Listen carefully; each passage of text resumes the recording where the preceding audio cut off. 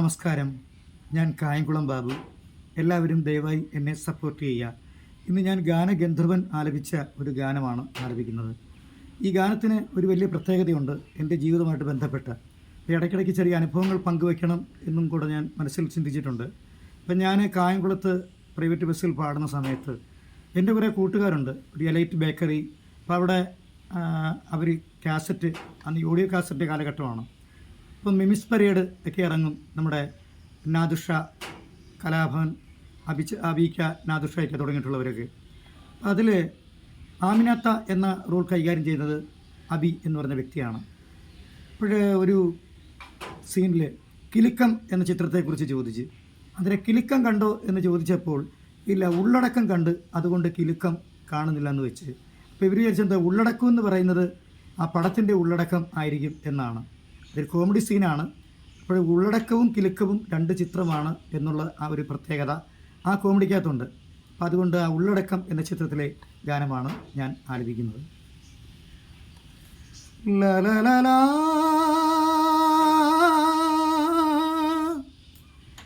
ലലലലാ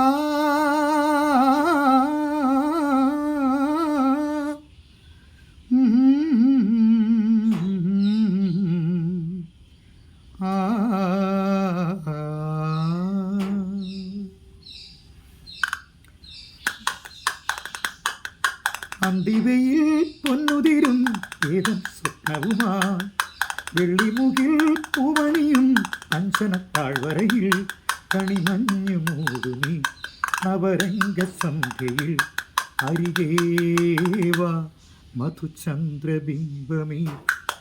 അന്തിവയിൽ പൊന്നുതിരും ഏതം സ്വപ്നവുമായി വെള്ളിമുകിൽ പൂവണിയും അഞ്ചനത്താഴ്വരയുണരും